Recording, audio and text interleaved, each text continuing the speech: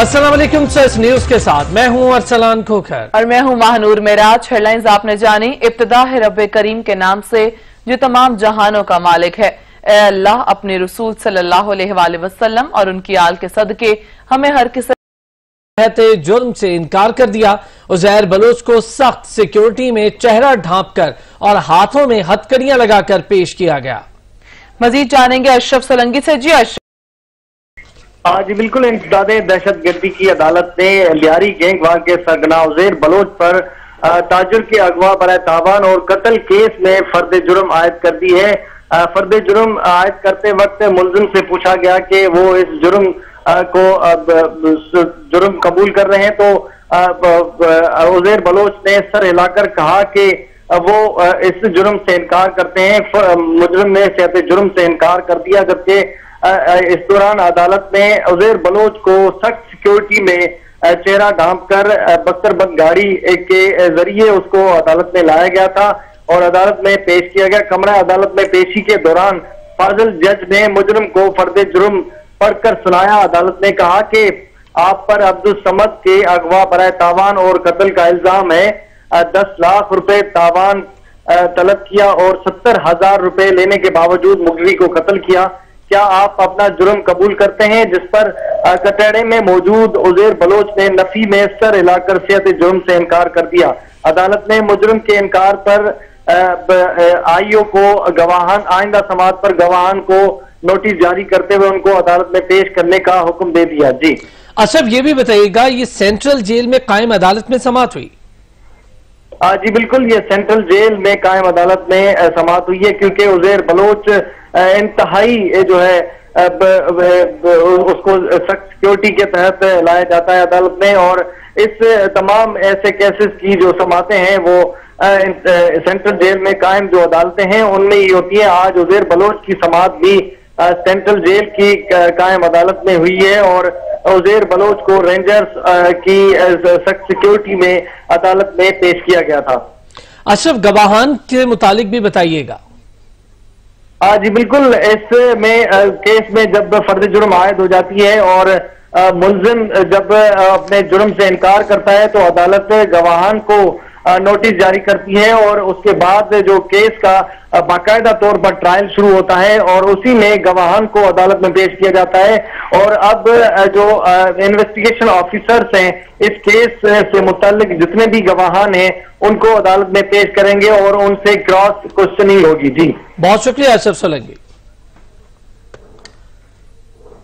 Mega money laundering case में साबिक सदर आसिफ अली जरदारी और फरियाल तालपुर समेत दीगर मुल्जिमान पर फर्द जुर्म की कार्रवाई मौखर हो गई। केस की समाअत एहतसाब अदालत के जज मोहम्मद आजम खान ने की। नायब तफ्तीशी अफसर ने अदालत को बताया कि मुल्जिम जैन वली की प्ली बार्गिन की दरखास्त पर कार्रवाई जारी है, हमें मजीद वक्त दरकार है। अदालत ने नायब की मजीद वक्त देने की इस्तदा मंजूर कर ली और रिमार्क्स दिए कि मुल्जिम की प्ली बार्गिन की दरखास्त पर कार्रवाई मुकम्मल होने तक फर्द जुर्म नहीं लग सकती है। अदालत ने फर्द जुर्म और फरियाल तालपुर और आसिफ जरदारी की आज की हाजिरी से इस्तिस्ना की दरखास्त मंजूर करते हुए केस की समाअत 24 जुलाई तक मुलतवी कर दी। शहर कायद में आज भी मेघा जमकर बरसेगी। मौसम होगा खुशगवार, लेकिन बिजली की बेवफाई, उबलते गटर, पानी फैलाती नदियों का ताफुन और सड़कों पर फिरते आवारा पानी से शहरियों की अजियतों में भी इजाफा होगा।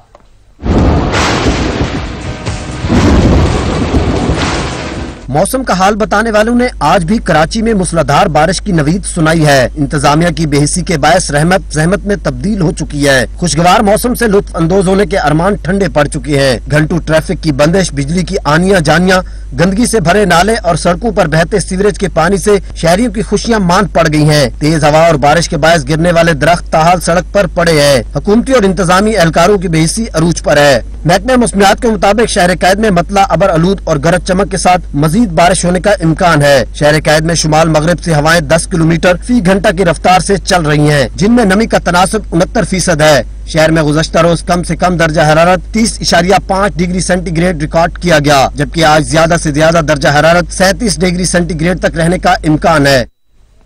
कराची में गुज़श्ता रोज होने वाली तेज तूफानी बारिश से बिजली के खंभे और PMT समेत दरख्त भी गिर गए। हमारे साथ मौजूद है अशरफ सोलंकी, उनसे जानेंगे। अशरफ, बताइएगा क्या तफसीलात हैं इस हवाले से आपके पास? आज इस वक्त मैं कोरंगी 6 नंबर 51 बी के इलाके में मौजूद हूं, जहां पर जो है बारिशों के बाद दरख्त गिर गए हैं, जबकि PMTs भी गिर गई हैं। दरख्त जो है पूरे इस सड़क पर लाइन से गिर गए हैं, जिसकी वजह से ये सड़क मुकम्मल तौर पर बंद हो गई है। जबकि ये दरख्तों के साथ बिल्कुल रिहायशी आबादी है, घर हैं, जो है उनको भी कुछ नुकसान पहुँचा है, लेकिन कोई जानी नुकसान नहीं हुआ। लेकिन जो यहाँ पर सड़क है वो मुकम्मल तौर बंद हो गई है। शहरियों की जानिब से यहाँ पर अपनी मदद आप काम भी शुरू किया गया। ये पुराने दरख्त जो इतने तूफ़ान में ये गिर गए हैं और इस तूफ़ान की वजह से कहीं नुकसान भी हुआ है, PMTs भी गिरी हैं और कहीं जो है नुकसान नहीं हुआ, लेकिन ज़्यादातर जो है सड़कें बंद हो गई हैं, जिसकी वजह से आमदोरफ्त में शहरियों को तकलीफ़ का सामना करना पड़ रहा है। शहरी इंतज़ामिया के लोग और महकमा बागात जो KMC का एक इदारा है, उसकी जानिब से यहाँ पर दरख्तों की कटाई शुरू की गई है ताकि ये हटा दिए जाएँ और शहरियों के आने जाने का रास्ता खोल दिया जाए। लेकिन जो मुख्तलिफ दीगर इलाके हैं वहाँ पर भी ऐसी ही सूरत हाल है। बिजली के खंभे गिर गए हैं और बिजली के खंभे गिरने की वजह से यहाँ पर बिजली भी जो है बहाल नहीं हो सकी और शहरियों की मुश्किलात में मज़ीद इजाफा होता जा रहा है। तो शहर की सूरत हाल ये है और मज़ीद बारिशों की पेशगोई की गई है। उसके बाद शहर की सूरत हाल क्या होगी ये तो बारिश के बाद ही पता लगेगा, लेकिन इस वक्त जो शहर की सूरत हाल है मुख्तलिफ इलाकों की, वहाँ पर बिजली के खंभे, तारें और दरख्त जो है वो मुख्तलिफ मकामात पर सड़कों पर गिरे हुए हैं। जी बहुत शुक्रिया असफ सलंगी। के इलेक्ट्रिक की मेहरबानियों से रोशनियों का शहर कराची अंधेरों में डूब गया। लोड शेडिंग के सताए शहरियों ने अनोखा अंदाज अपनाया। शहरियों ने मौसीकी की धुन पर गाना गाकर एहतजाज रिकॉर्ड करवाया। वालों से अल्लाह बचाए, वो बिजली वालों से अल्लाह बचाए, वालों से अल्लाह बचाए, वो बिजली वालों से अल्लाह बचाए, देसी वालों से अल्लाह बचाए, बिजली वालों से अल्लाह बचाए, देसी वालों से अल्लाह बचाए, बिजली वालों से अल्लाह लेते हैं ये लाइट बना गए, लूट लेते हैं ये लाइट बना गए, और इनकी गाड़ी से अल्लाह बचाए,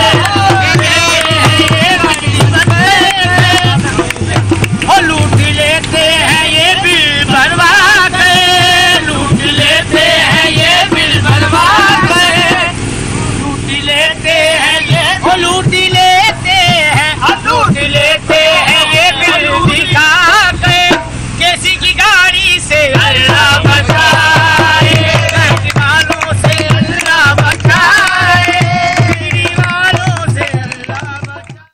म्यूनिसिपल कारपोरेशन सादिकाबाद की नाअहली खुलकर सामने आने लगी। शहर के वस्त से गुजरने वाले कैनाल को कचरा कुंडी में तब्दील कर दिया गया। सीवरेज मिला पानी रोजाना की बुनियाद पर नहर में डाला जाने लगा।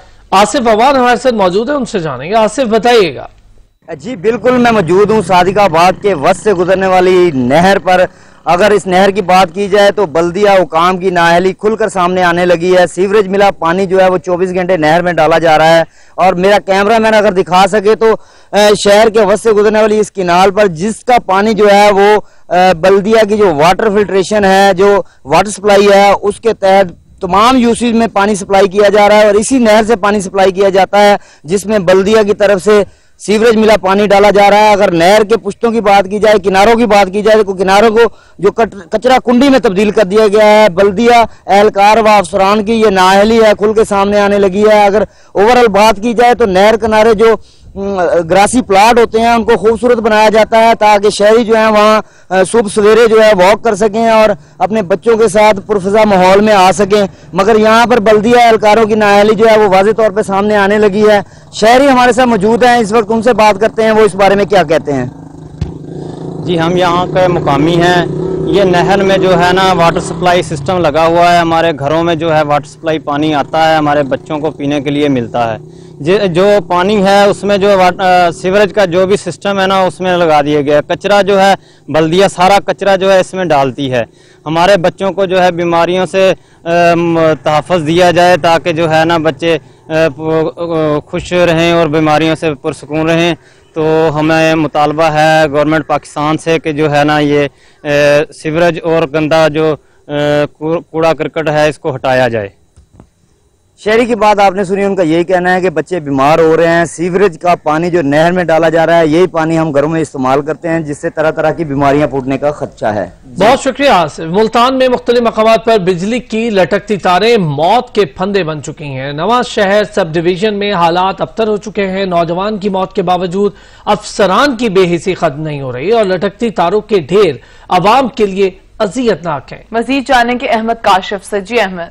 बिल्कुल, बारिशों का मौसम आ चुका है और शुनीद यही है कि आइंदा चंद रोज में मुल्तान में और इसके गिरदोनवा में भी बारिशें हो सकती हैं, लेकिन बारिश से पहले ही खास तौर पर पूरे मैपको रीजन है उसमें मुख्तलिफ इलाकों में जो लटकती हुई तारें हैं वो शहरियों के लिए मौत के फंदे साबित हो रही हैं। गुज़िश्ता रोज भी मुल्तान के इलाका मीराबाद में हम मौजूद हैं, यहाँ पर एक नौजवान की डेथ भी हो चुकी है इसी लटकती तारों के हवाले से, लेकिन इंतजामिया के कानों पर जूं तक जो है वो नहीं रेंग रही। मैं अपने कैमरामैन को कहना चाहूंगा अगर वो आपको आ सके तो यहाँ पर बखूबी देखा जा सकता है कि लटकती हुई तारों के जो जाल हैं वो यहाँ पर मौजूद हैं, जो कि किसी भी वक्त संगीन हादसे का सबब जो है वो भी बन सकते हैं। शहरी हमारे साथ मौजूद हैं, उनसे बात करने की कोशिश करते हैं। बेटा, मुझे आप बताओ कि यहाँ पर ये जो तारें हैं इससे हवाले से कभी किसी इंतजामिया को कहा, क्या कहते हैं वो?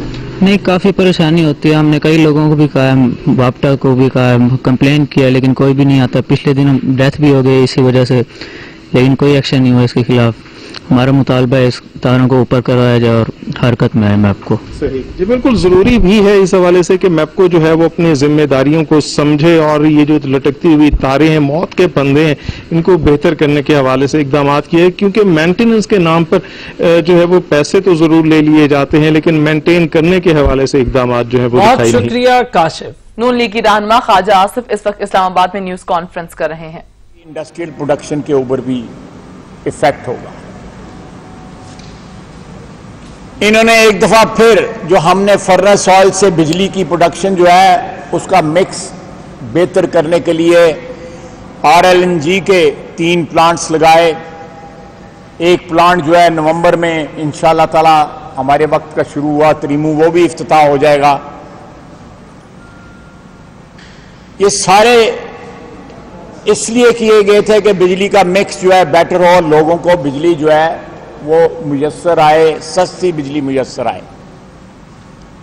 लेकिन आज बिजली जो है वो महंगी होती जा रही है, टैरिफ बढ़ता जा रहा है बिजली का।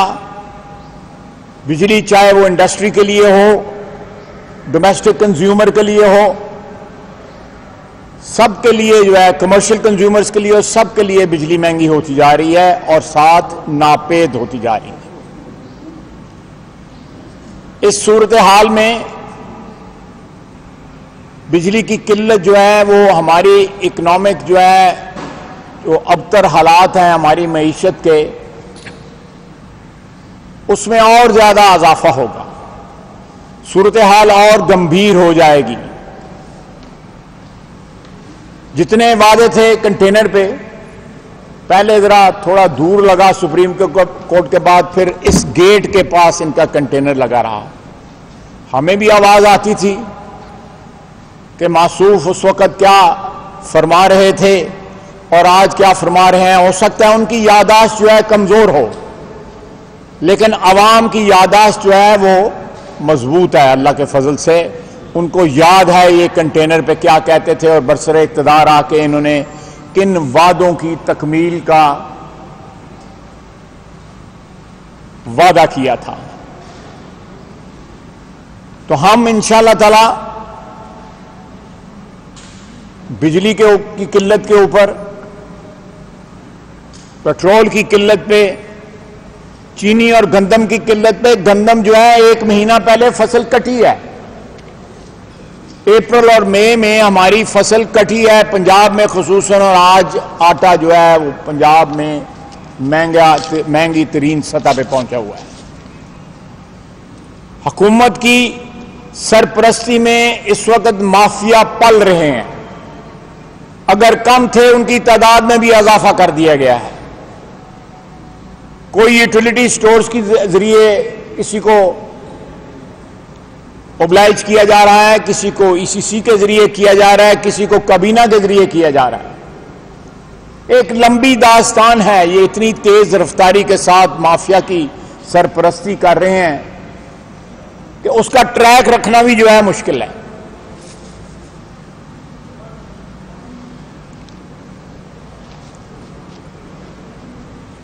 पाकिस्तान की तारीख में 70 साल तारीख में इतने बिजली के प्रोजेक्ट नहीं लगे थे जितने मियां नवाज शरीफ की हुकूमत ने, पाकिस्तान मुस्लिम लीग नून की हुकूमत ने 5 साल में लगाए। जितनी बिजली मौजूद थी अल्लाह के फजल से हमने उसको डबल किया, बावजूद इस बात के कि 1.5 साल हमारा जाया कराया इस शख्स ने। धरने और जुलूस और एहतजाज और गालियां, गंदी जबान। मेहरबानी फरमाएं, मेहरबानी फरमाएं आप प्लीज।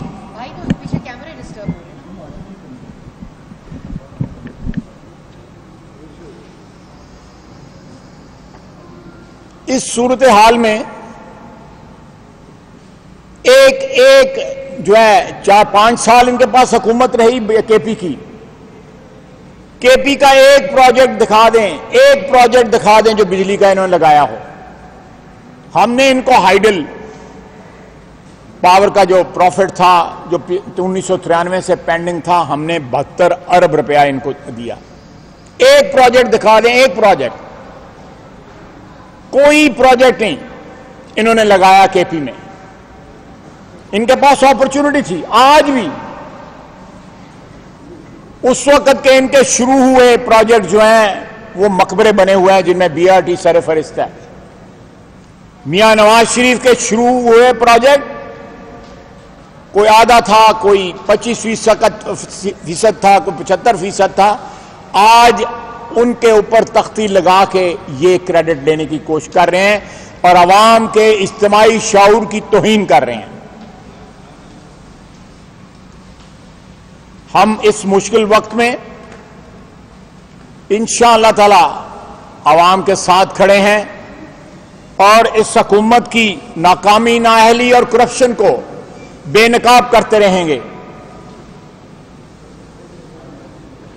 और जो इम्तियाजी सलूक जो है कि इनको कोई और जो है वो करप्ट नजर नहीं आता। अपनी सफों में सारे जो हैं वो करप्ट जो हैं वो इन्होंने हाजी समझ लिए हुए हैं। उनकी करप्शन इनको नजर नहीं आती। लेकिन अल्लाह की लाठी बेआवाज है, अदल होगा और जरूर होगा। जिस जहन्नुम में अवाम को धकेल दिया गया है पिछले 2 साल में, अवाम को इंशाअल्लाह ताला हम निजात दिलाएंगे अल्लाह के फजल से, उसकी मदद से। अगर आप मेरे साथी जो हैं वो बात कर लें, उसके बाद कुछ अगर आप सवालात पूछना चाहेंगे तो हम हाजिर हैं। बहुत बहुत शुक्रिया। बिस्मिल्लाहिर्रहमानिर्रहीम। जैसे कि अभी ख्वाजा आसिफ साहब ने तफसील से आपको बताया कि पाकिस्तान के अंदर मुस्लिम लीग नून की हुकूमत ने अपने तरक्याती एजेंडे को एक मरबूत तरीके के साथ आगे बढ़ाया। पाकिस्तान की तारीख में पहली बार हमने एक लॉन्ग टर्म प्लान के ज़रिए, जिसे विजन 2025 कहते हैं, फूड सिक्योरिटी, एनर्जी सिक्योरिटी और वाटर सिक्योरिटी, इन तीनों को मरबूत किया। क्योंकि माजी में हमने ये देखा था कि इन तीनों महाजों को यकजा ना करने से हमारे लिए बहुत से मसाइल पैदा हुए हैं। तो हमारा एनर्जी सेक्टर, फूड सेक्टर और वाटर सेक्टर एक इंटीग्रेटेड डेवलपमेंट का मॉडल था। बदकिस्मती से इस हुकूमत ने आकर उसको तहस नहस कर दिया है।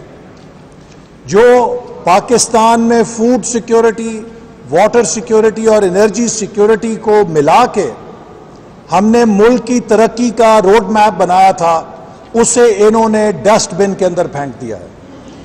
ये वो हुकूमत है कि जो 2 साल से बगैर किसी डेवलपमेंट प्लान के काम कर रही है। अगर आपको हमारा विजन 2025 पसंद नहीं था, आप अपना प्लान बना के हमें दिखाते कि ये हमारा medium term long term plan है, इसके ऊपर हम पाकिस्तान को लेकर जाएंगे। लेकिन बदकिस्मती से पाकिस्तान को इन्होंने आगे क्या लेके जाना था, ये अब पाकिस्तान को ढलवान पे डाल चुके हैं, जिससे हम अपने खित्ते की दीगर मईशतों से बहुत रफ्ता रफ्ता पीछे चले गए हैं। बांग्लादेश हमसे आगे है, श्रीलंका हमसे आगे है, नेपाल की मईशत हमसे आगे है, हत्ता ये कि अब अफगानिस्तान की करेंसी भी हमसे आगे जा रही है। तो ये 22 करोड़ पाकिस्तानियों के लिए एक बहुत बड़ा चैलेंज है कि एक नालायक, नाअहल, ना तजुर्बेकार हुकूमत के हाथों हमारा मुस्तकबिल तबाह हो रहा है। पाकिस्तान को सी पैक की सूरत में सेंचुरी की अपॉर्चुनिटी मिली थी। वजीर आज़म नवाज शरीफ ने आते साथ इक़्तिदार में चीन का दौरा किया और चीन ने पाकिस्तान के लिए वो पैकेज बनाया कि जो पूरी दुनिया के अंदर पाकिस्तान के लिए एक बहुत बड़ी पहचान बन गया। अमेरिका, यूरोप, ऑस्ट्रेलिया, कनाडा, हर जापान, हर मुल्क के थिंक टैंक सी पैक के ऊपर रिसर्च कर रहे थे कि इससे खित्ते में क्या तब्दीली आएगी। सी पैक का पहला मरहला जो 2020 तक था वो इंफ्रास्ट्रक्चर का था और हमने अल्हम्दुलिल्लाह रोड, गवादर पोर्ट और एनर्जी इंफ्रास्ट्रक्चर के मंसूबे कामयाबी से मुकम्मल किए और शुरू किए। अभी जो कुछ मंसूबों की ये फीतियां काट रहे हैं वजीर आज़म हाउस में, ये भी अल्हम्दुलिल्लाह, चाहे वो कोहाला हाइडल प्रोजेक्ट है, चाहे वो आज़ाद पतन प्रोजेक्ट है, ये मुस्लिम लीग नून की दौर के मंजूर शुदा मंसूबे हैं जिन्हें 2 साल की ताखीर से अब शुरू किया जा रहा है। इसी तरह गवादर का पावर प्रोजेक्ट भी 2017-18 का अप्रूव प्रोजेक्ट है, जिसका सुना है कि अब अनकरीब उसकी बुनियाद ये रखने जा रहे हैं। ML1 का जो रेलवे का मंसूबा था, ये 2018 में इसकी फीजिबिलिटी मुकम्मल हो चुकी थी।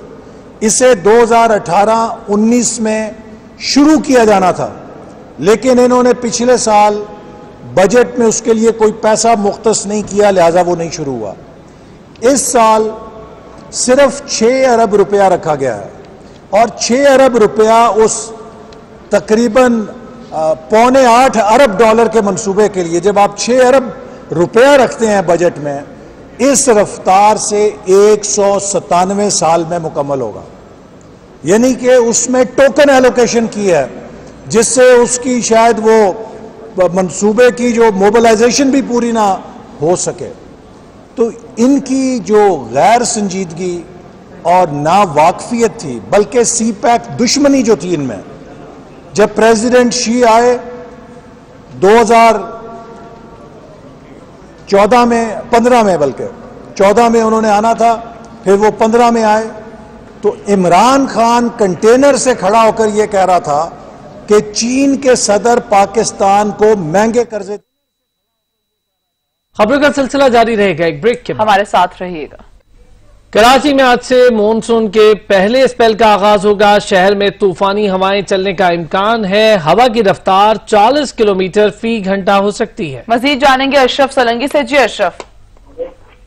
आज बिल्कुल महकमा मौसमियात ने आज से एक बार फिर बारिश होने का इम्कान जाहिर किया है और आज से 3 रोज तक मुसलसल इस तरह की बारिश होगी जैसे गुज़िश्ता रोज बारिश हुई थी। तकरीबन 43 मिलीमीटर बारिश होने का इम्कान जाहिर किया है और तेज तूफानी हवाओं के साथ बारिश होगी, जबकि हवाओं की रफ्तार जो होगी वो भी खासी तेज होगी, जिसकी वजह से जो है शहर में जो है बारिश भी होगी और नुकसान का भी खदशा बताया जा रहा है। इस हवाले से महकमा मौसमियात ने तमाम जो इंतजामी इदारे हैं उनको आगाह कर दिया है कि वो इस बारिश से बचने के लिए एहतियाती तदाबीर जो है इख्तियार कर लें।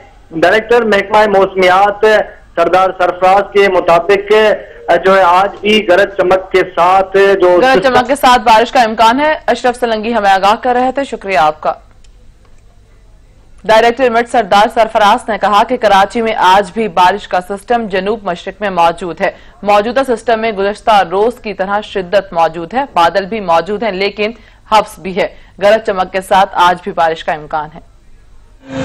वेदर सिस्टम तकरीबन उसी जगह पे मौजूद है, कराची के जनूब मशरिक में मौजूद है, और अगर आप एग्जैक्ट कहें तो ठठर वदीन के बिल्कुल जनूब में मौजूद है और कल की इंटेंसिटी की तरह, मतलब उसी इंटेंसिटी के साथ मौजूद है।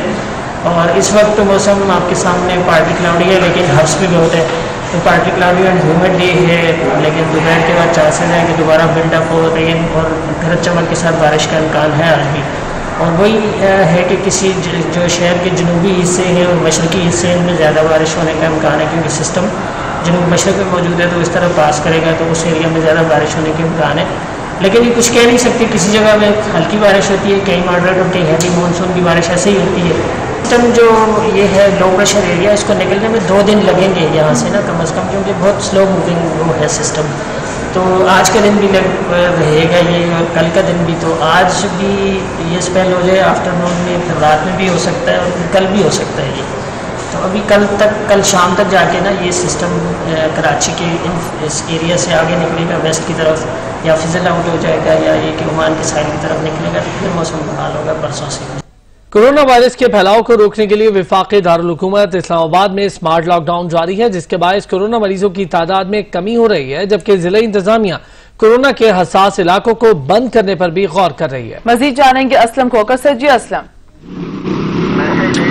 जी बिल्कुल, वफाकी दारुल हुकूमत इस्लामाबाद में जो कोरोना के फैलाव को रोकने के हवाले से जिला इंतजामिया ने स्मार्ट लॉकडाउन का सिलसिला जो शुरू किया हुआ है, उसके जो अच्छे नतीजे आना शुरू हो गए, मुस्बत उसके नतीजे सामने आए हैं, और कोरोना के जो मरीजों की तादाद है वो बतदरीज कम होती नजर आ रही है। आज के दिन की हम बात करें तो गुज़श्ता 24 घंटों के दौरान सिर्फ जो है वो 63 मरीज जो है वो सामने आए हैं, और इस दौरान जो कोई बात भी सामने नहीं आई, तो इसका मतलब है कि काफी ज्यादा बेहतरी नजर आ रही है। इस वक्त मैं मौजूद हूँ गौरी टाउन के 4 और 5 फेज के जो मेन तलमा चौक है वहां पर, क्योंकि इसको भी इंतजामिया की जानब से बंद किया गया है। हमारे साथ यहाँ पर चक शहजाद के जो ASI हैं, जिनको यहाँ जो इंचार्ज हैं, वो हमारे साथ मौजूद है। फयाज साहब, उनसे बात कर लेते हैं। फयाज साहब, हमें ये बताइएगा कि आज कितना रोज है, और लॉकडाउन के हवाले से बताइए कि लोगों का इस हवाले से क्या रिस्पॉन्स होता है, और आप उनको किस तरह गाइड करते हैं। बिस्मिल्लाहिर्रहमानिर्रहीम। आज तकरीबन 11वां दिन है यहाँ पे स्मार्ट लॉकडाउन का, और लोगों को हम रोकते हैं, उनको मास्क के मुतालिक और दीगर सेफ्टी प्रिकॉशन के मुतालिक हम उनको ब्रीफ करते हैं। कोरोना वायरस के मुतालिक लोग काफ़ी ताउन भी करते हैं, जिसकी वजह से काफ़ी इस वायरस की बीमारी में कमी वाक़या हुई है। अच्छा प्रोफेसर, ये बताएं कि जो स्मार्ट लॉकडाउन है उसमें बेहतरी आ रही है, आप खुद क्योंकि फील्ड में होते हैं, इस हवाले से भी हमें थोड़ा सा बताइएगा। जी, ये बिल्कुल बहुत ज़रूरी है, इससे बहुत फ़ायदे और काफ़ी इसमें बेहतरी आ रही है इसमें। जी बिल्कुल, जैसे कि फयाज साहब का कहना है कि कोरोना के जो स्मार्ट लॉकडाउन है उसकी वजह से अच्छे नतीजे सामने आ रहे हैं। तो मैं आपको बताऊं कि इस्लामाबाद में अब तक 13,500। बहुत बहुत शुक्रिया असलम खोखर। मुल्क भर में कोरोना काबू में आने लगा। एक्टिव केसेस से सेहतयाब होने वाले मरीजों की तादाद बढ़ गई। गुज़श्ता 24 घंटों के दौरान 2691 नए केसेस रिपोर्ट हुए, जबकि मजीद 77 अफराद जान की बाजी हार गए। हुकूमती इक़दामात काम दिखाने लगे। कोरोना का इफरीत कमजोर पड़ने लगा। वायरस को शिकस्त देने वालों की तादाद में दिन ब दिन इजाफा। 1,34,957 मरीज सेहतयाब हो गए। National command and operation centre ने कोरोना वायरस के ताजा आदादोशुमार जारी कर दिए। मुल्क भर में कोरोना वायरस के 2691 नए केसेज रिपोर्ट हुए। गुज़श्ता 24 घंटों में कोरोना से 77 अफराद जाँ बहक हुए। 71 अफराद अस्पतालों और 6 का इंतकाल घरों में हुआ। कोरोना वायरस से जाँ बहक होने वाले अफराद की तादाद 4,839 हो गई। NCOC के मुताबिक गिलगित बल्तिस्तान और आजाद कश्मीर में कोई भी मरीज वेंटिलेटर पर नहीं है। गुज़श्ता 24 घंटों में 24,577 टेस्ट किए गए और अब तक मुल्क में 14,45,153 टेस्ट किए जा चुके हैं। सिंध में कोरोना केसेस की तादाद 96,236, पंजाब में 82,669, बलूचिस्तान में 10,841, इस्लामाबाद में 13,557, आजाद जम्मू कश्मीर 1,383 और गिलगित बल्तिस्तान में कोरोना केसेस की तादाद 1,587 हो गई है। लाहौर में स्मार्ट लॉकडाउन के दौरान इंतजामिया की जानिब से की गई कार्रवाई के आदाद-ओ-शुमार जारी कर दिए गए। SOPs की खिलाफ वर्जी पर 1379 मुकदमा दर्ज किए गए हैं। मजीद जानेंगे जैन नकवी से। जैन बताएगा कार्रवाई के आदाद-ओ-शुमार जारी कर दिए गए। लाहौर पुलिस की जानिब से स्मार्ट लॉकडाउन में कार्रवाई के आदाद-ओ-शुमार जारी किए गए हैं, जिसके मुताबिक स्मार्ट लॉकडाउन के दौरान SOPs की खिलाफवर्जी पर अब तक 1379 मुकदमा दर्ज करवाए गए हैं, जबकि कोरोना SOPs की खिलाफवर्जी पर 2012 दुकानें जो है मजमूई तौर पर उनको सील किया गया।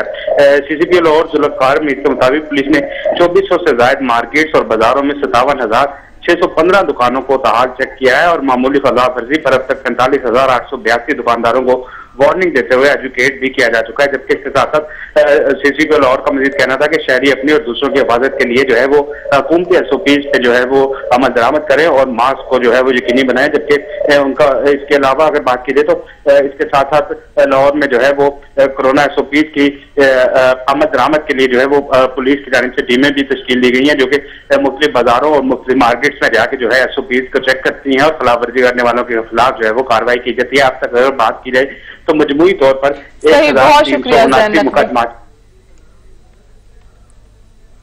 पंजाब हुकूमत ने ईद उल अजहा करीब आते ही कमर कस ली। लाहौर में तमाम शॉपिंग मॉल्स और बाजार बंद करने की तजवीज विफाक को भिजवा दी गई। नबील नकवी रिपोर्ट करेंगे। पंजाब हुकूमत ने भी तैयारियां शुरू कर दी।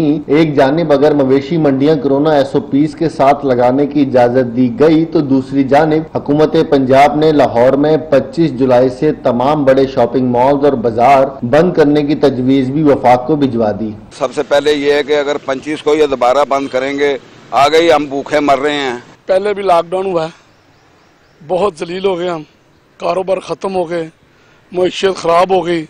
हमारा कारोबार तो चलता है लोगों की वजह से, वो लोग ही नहीं आएंगे तो कारोबार कैसे चलेगा। पंजाब हुकूमत की जानिब से भेजी गई तजवीज के मुताबिक 25 जुलाई से लाहौर के बाजार और शॉपिंग मॉल्स को ईद अयाम तक बंद कर दिया जाए ताकि ईद के करीब बाजारों में होने वाले मुमकिना रश और कोरोना के फैलाव को रोका जा सके। पंजाब हुकूमत की जानिब से दी गई तजवीज पर हतमी फैसला वफाकी हुकूमत मशावरत के बाद करेगी। कैमरामैन मोहम्मद मुबशर के साथ नबील नकवी, सच न्यूज, लाहौर।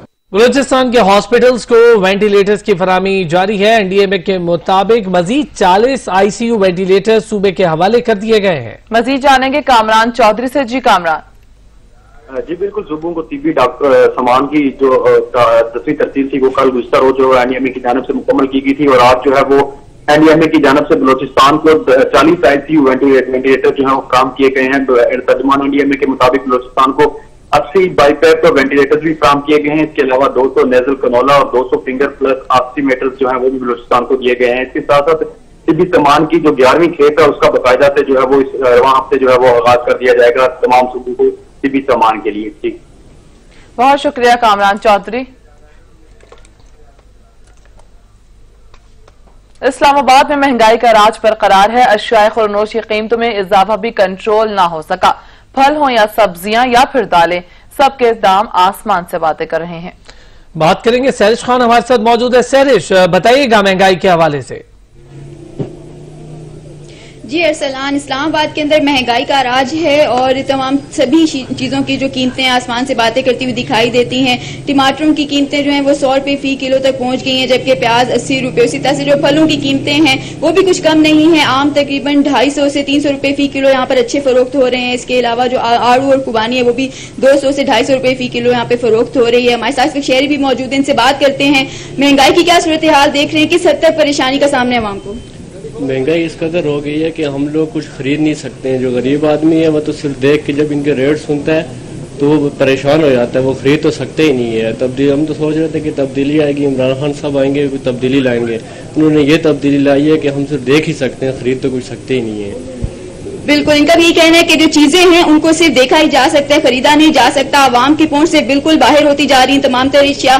हम खुद इस वक्त इस्लामाबाद की जो मेन अपारा मार्केट है यहाँ पर मौजूद है और रेट लिस्टें यहाँ पर मौजूद है, लेकिन उन पर अमल दरामद नहीं करवाया जा रहा। और फिर इसके अलावा अगर यहाँ पे अगर एक ही चीज के लिए मुख्तलिफ जो दुकानदार हैं वो मुख्तलिफ दाम बता रहे हैं अशिया के, फिर अगर इसके अलावा जो दीगर दुकानें हैं या आसपास अगर दीगर जो सेक्टर्स के अंदर छोटी मार्केट्स बनाई गई हैं शहरियों के लिए, उनका रुख करें तो वहां पर भी दुकानदार मुंह मांगे दाम वसूल करते हैं। तो शहरियों की एक बहुत बड़ी शिकायत ये भी है कि महंगाई तो अपनी जगह, लेकिन जो रेट लिस्टें आती हैं उनके ऊपर भी अमल दरामद नहीं किया जाता, और जो दुकानदार हैं वो अपनी अपनी मर्जी के मुताबिक जो है ग्राहकों को लूटने में मसरूफ हैं, कोई उनको देखने वाला नहीं, कंट्रोल करने वाला नहीं है। तो शहरियों का यही तकाजा है कि हुकूमत जो है वही तौर पर महंगाई को कंट्रोल करे, ना सिर्फ महंगाई कंट्रोल करे बल्कि जो रेट लिस्टें आती हैं उनके ऊपर भी अमल दरामद करवाया जाए, और जो खुद साख्ता महंगाई है उसको फौरी तौर पर खत्म किया जाए। जी बहुत शुक्रिया सैरिश खान।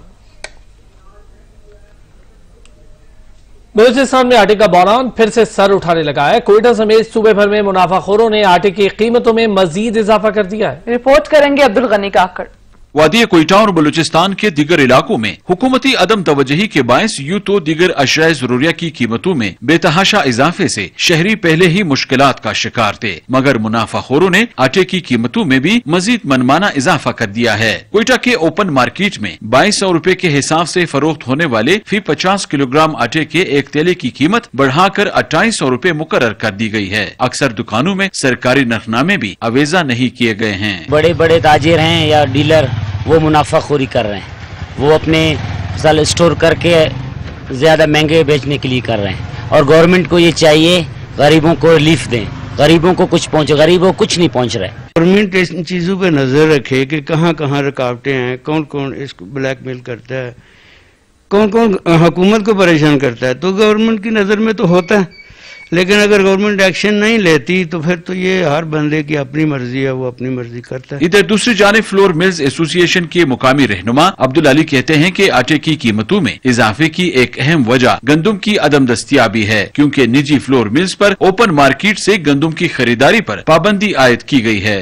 काली बेड़े जो है न अभी भी मुकम्मल खुराक में है, और कुछ ऐसी चीजें वो कसदन ही करते हैं कि कहीं गंदम खराब करके आगे पीछे करके, ताकि उसमें उनकी करप्शन ज़ाहिर न हो जाए। अगर कोई नाजायज करते हैं प्राइसेस के हवाले से तो उनके खिलाफ कार्रवाई की जाए। तो इसका मकसद है कि गवर्नमेंट भी इस चीज में जो है ना वो एहसास नहीं है। आटे की कीमतों में इस्तेहकाम लाने के लिए सूबाई महकमा खुराक की जानिब से भी ताहाल कोई कदम नहीं उठाया गया है। यही वजह है कि सूबे में आए रोज आटे की कीमतों में इजाफा किया जा रहा है। कैमरामैन अली खान के साथ अब्दुल गनी काकड़, सच न्यूज, कोयटा। पेशावर में यूटिलिटी स्टोर में चीनी नायाब हो गए, जिसके बायस शहरी बाहर से महंगे दामों चीनी खरीदने पर मजबूर हो गए हैं। अवैस महमूद हमारे साथ मौजूद है। अवैस, बताइएगा चीनी के हवाले से। हाँ जी बिल्कुल, चीनी के रेट जो है वो कम किए गए, लेकिन जो यूटिलिटी स्टोर है जहाँ पे सब्सिडी दी जाती है गरीब आवाम को, दूसरे जो स्टोर्स हैं इनके अलावा वहाँ पे जो है चीनी नापैद हो चुकी है, जिससे जो शहरी हैं उनको महंगे दामों जो है बाहर से लेना पड़ती है। मैं इस वक्त एक यूटिलिटी स्टोर पर मौजूद हूँ। आप अगर मेरा कैमरामैन आपको बता सके तो यहाँ पे ज़रूरती अशिया की हर चीज़ जो है वो यहाँ पे मौजूद है।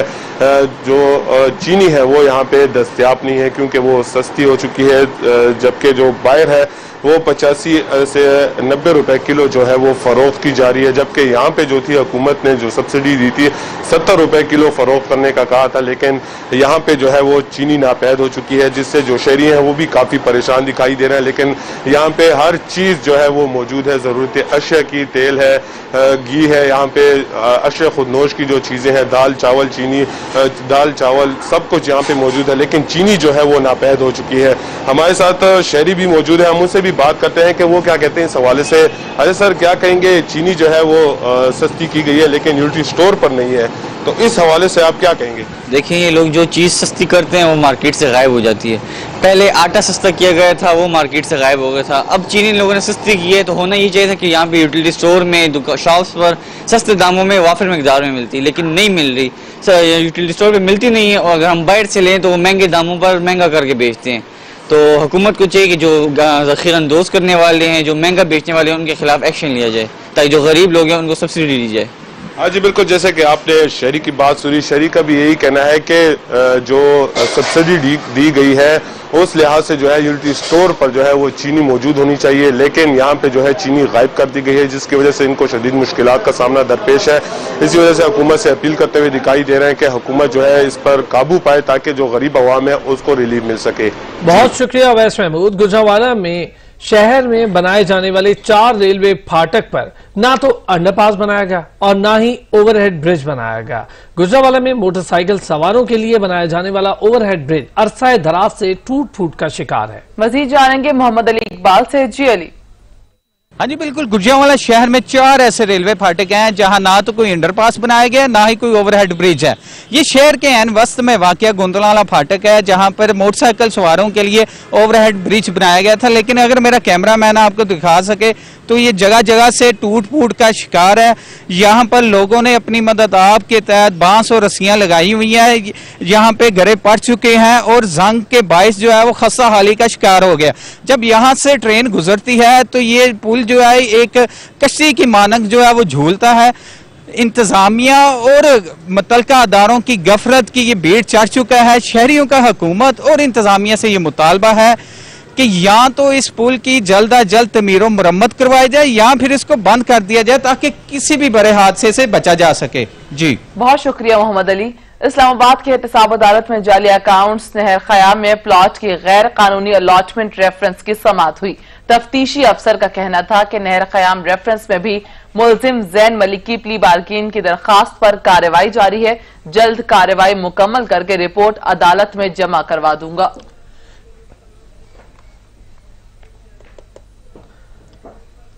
वज़ीर आला पंजाब सरदार उस्मान बुज़दार की हिदायत पर लाहौर के दाखिली रास्तों पर खैर मकदमी गेट मुल्तान रोड पर ठोकर नियाज बेग के करीब जेर तामीर है। बाबे लाहौर का तामीराती काम माह रवां के आखिर तक मुकम्मल कर लिया जाएगा। मजीद जानेंगे नबील नकवी से। जी नबील। बिल्कुल, लाहौर के दाखिली रास्ते पर बाबे लाहौर जो है वो अपने तामीर के आखिरी मराहिल में दाखिल हो चुका है। दिसंबर के महीने में इसकी तामीर का सिलसिला शुरू हुआ था, लेकिन कोरोना वायरस के बाइस काफी ताखीर का शिकार हो गया। अगर मेरा कैमरामैन मोहम्मद बशर आपको दिखा सके तो ये 130 फुट ऊंचा और 130 फुट चौड़ा और 60 फुट ऊंचा बाबे लाहौर जो है ये सब अपने तामीर के आखिरी मराहिल में है। यहाँ पे मजदूरों को दोबारा जो है लगा के काम शुरू कर दिया गया। कोरोना वायरस के बाइस 1-1.5 माह से जायद जो इस पर काम जो था मुकम्मल तौर पर जो था रुका रहा था। तमाम हुकूमत पंजाब के अहकाम के मुताबिक खासतौर पर सरदार उस्मान बुज़दार साहब के अहकाम के बाद जो है इसके आखिरी LDA के जानिब से ये डेट सामने आई है कि इस महीने के आखिर तक जो है इस बाबे लाहौर को की तामीर को मुकम्मल कर दिया जाएगा। बाबे लाहौर की जो डिज़ाइन है वो इंफ्रास्ट्रक्चर डेवलपमेंट अथॉरिटी की जानिब से डिज़ाइन किया गया था। तमाम इस पर जो काम है वो लाहौर डेवलपमेंट अथॉरिटी की जानिब से किया गया है। तमाम 3 महीने का इसका दौरानिया था मुकम्मल होने का, लेकिन कोरोना वायरस के बाइस जो काम करा उसकी वजह से इस पर काफ़ी ताखीर का शिकार हुआ। लेकिन अब यह है कि इस जुलाई के आखिर तक जो है ये इस बाबे लाहौर को मुकम्मल कर दिया जाएगा। इसकी तामीर का जो अक्सर मकसद था वो लाहौर में दाखिल होने वाले शहरियों को खूबसूरती फराहम करना था और इसी हवाले से बाबे लाहौर के साथ साथ ठोकर न्याज बेग के पूरे इलाके का जो है मजीद खूबसूरत किया जाएगा LDA की जानिब से और इस माह के आखिर तक जो है बाबे लाहौर जो है वो मुकम्मल कर लिया जाएगा। सही, बहुत शुक्रिया नबील नकवी। गुजरांवाला में रवां साल के पहले 6 माह के दौरान क्राइम की शरह में खतरनाक हद तक इजाफा हो गया। दिन दिहाड़े लूटमार और कत्ल की वारदातों से शहरियों में खासी तशवीश पाई जाती है। रईस खुर्शीद हमारे साथ मौजूद है। रईस, बताइएगा। हाँ बिल्कुल, गुजरांवाला जिला भर में पिछले साल की निस्बत इस साल जराइम की जो शरह है दुगना उसमें इजाफा हो चुका है। कत्ल की अगर बात की जाए तो 70 से ज्यादा अफराद को गुज़िश्ता 6 माह के दौरान कत्ल किया गया है। इसी तरह से जो दीगर मुकदमात में जिनमें डकैती और राहज़नी की अगर बात की जाए तो 1524 मुकदमात डकैती और राहज़नी के दर्ज किए गए हैं, जिनमें शहरी करोड़ों रुपए की कीमती जो नकदी और कीमती अशिया से भी महरूम हुए हैं। ऐसे ही 188 अफराद को अगवा भी किया गया है। पिछले साल 2019 में ये मुकदमा जो है 8884 थे, लेकिन 2020 की अगर बात की जाए तो 17,000 से ज्यादा मुकदमात गुज़िश्ता 6 माह के दौरान दर्ज किए जा चुके हैं। शहरियों में जो है खासी तशवीश पाई जा रही है। इस तरह से जराइम की शरह में जो है इजाफा होने के बाद शहरियों का ये मुतालबा है कि आला हुकाम जो है फौरी तौर पर नोटिस लें और पुलिस को जो है उनको अपनी ड्यूटी सर अंजाम करने का कहा जाए ताकि शहरी पुरसुकून रह सकें। बहुत शुक्रिया रईस खुर्शीद। बुलेटिन में अब तक के लिए इतना ही। कुछ ही देर में हाजिर होंगे हेडलाइंस के साथ। देखते रहिए सच।